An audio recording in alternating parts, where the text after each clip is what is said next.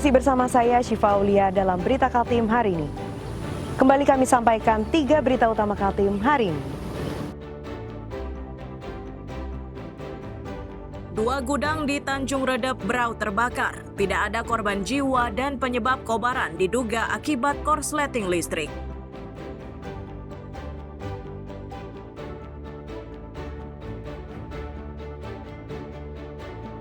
Tim Satgas Pangan di Tarakan, Kalimantan Utara menemukan sejumlah beras oplosan di pasaran.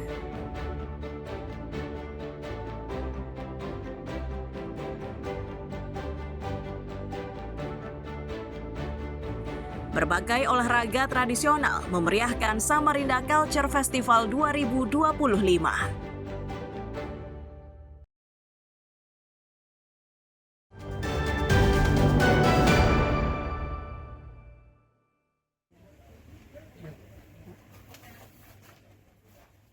Tim Satuan Tugas Pangan Kalimantan Utara menemukan beras oplosan yang dijual pedagang di Tarakan.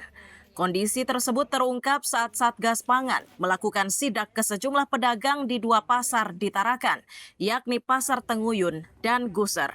Petugas menyatakan beras oplosan yang ditemukan ini umumnya dijual tanpa izin edar.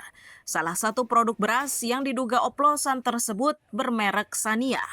Selain itu, petugas juga menemukan sejumlah beras yang dipasok dari Tawau, Malaysia.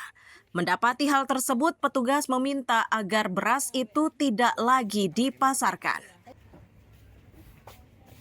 Artinya, kalau di Tarakan kita melihat bahwa merek yang diduga dari PT Wilmar seperti Sania, Fortune, itu memang kurang kita dapatkan. Tapi ada kita dapatkan. Berapa jumlahnya dan mereknya apa aja? Rata-rata kita kalau ditemuin tadi itu stoknya karena kita Kalau yang tadi mereknya apa? Kalau yang di Guser apa? Sania. Yang di Guser tadi Sania. Salah satu pedagang mengaku kaget saat tim Satgas Pangan memberitahukan bahwa merek Sania telah dilarang peredarannya. Diakuinya beras tersebut sudah ia jual sebelum muncul informasi beras oplosan. Kaget juga enggak tadi ini? Kaget. Tapi kan ya Stoknya memang lagi ya kurang. stoknya Ya. enggak apa-apa ya, Sekarang sisa stoknya ada berapa? 8. 8. Sudah berapa lama dijualnya tuh? Baru berapa bulan aja nih yang begini. Belum awal dipasok berapa banyak?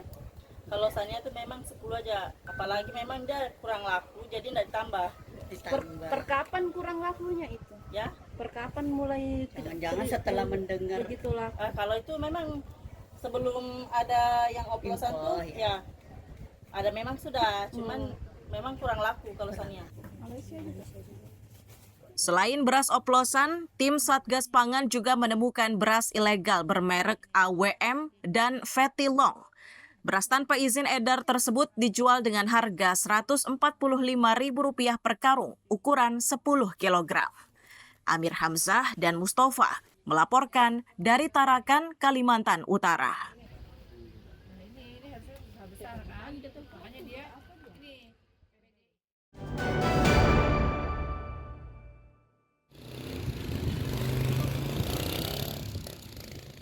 Rumah Sakit Umum Daerah Abdul Rifai di Tanjung Redep, Brau menghadapi tantangan berat.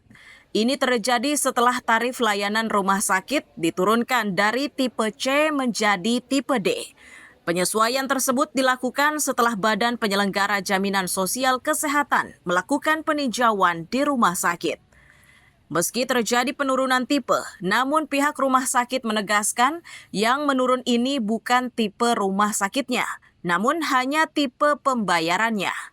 Meski hanya penurunan tipe pembayaran, namun dampak dari penurunan ini menyebabkan rumah sakit mengalami persoalan keuangan.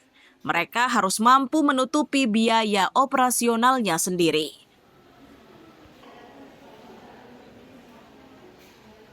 Sampai saat ini upaya-upaya yang kami laksanakan supaya nanti dari sisi pembiayaan yang sekarang tipe D itu bisa kembali Ke ke tipe TPC. C. Oke. Berarti itu tipe bayarnya aja Pak yang Tipe tuh bayarnya. yang menurun Iya, Pak, klaim bukan BPJS-nya. bukan Bukan tipe rumah sakit. sakitnya, Oke. Nah, terus upaya yang dilakukan RSUD sejauh ini untuk mengembalikan itu Iya, seperti yang saya katakan tadi, kami sudah membentuk Membentuk satgas percepatan untuk memenuhi apa yang dipersyaratkan BPJS. Itu secara internal ya. Kemudian kami juga berkomunikasi dengan Dewas ya, untuk pemenuhan itu, supaya dari Dewas juga mensupport kita. Kemudian kami juga koordinasi dengan Dewan Komisi 1 ya, yang membawa rumah sakit, supaya kita juga nanti ada dukungan anggaran untuk pemenuhan.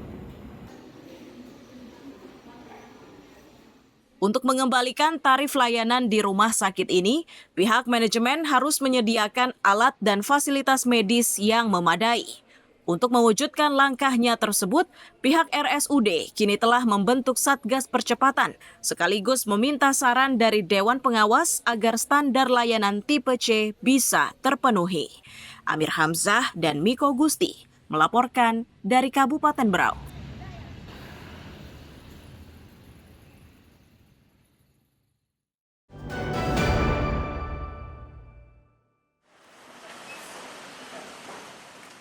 Komandan Korem 091 Aji Suryanata Kesuma secara resmi telah membuka dapur sehat di wilayah Sungai Pinang.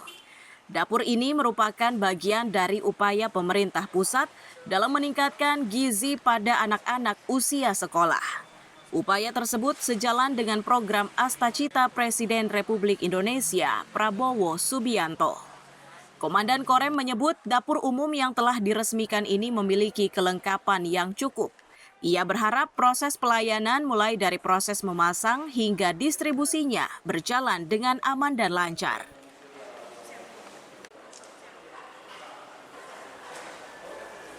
Luar biasa, saya cek dapurnya, saya yakin sudah mendekati standar dari apa yang diharapkan oleh BJN di pusat.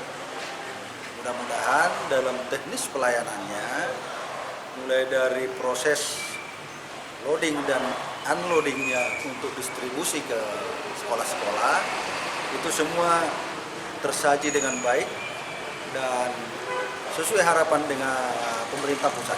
Amin. Ya, kami selaku TNI dengan program Astacita Pak Prabowo selalu berupaya mendorong di semua bidang ketahanan pangan, termasuk dengan penyiapan dapur-dapur sehat yang ada di semua wilayah. Dari Kepala Satuan Pelayanan Pemenuhan Gizi Sungai Pinang, diketahui jika dapur umum ini nantinya akan mendistribusikan makanan ke 4 sekolah, yakni SDN 008 Sungai Pinang, SDN 005 Sungai Pinang, SDN 011 Samarinda Utara, dan SDN 005 Samarinda Utara. Dalam sehari mereka harus mendistribusikan sebanyak 1.833 porsi yang dilakukan dalam 2 sesi.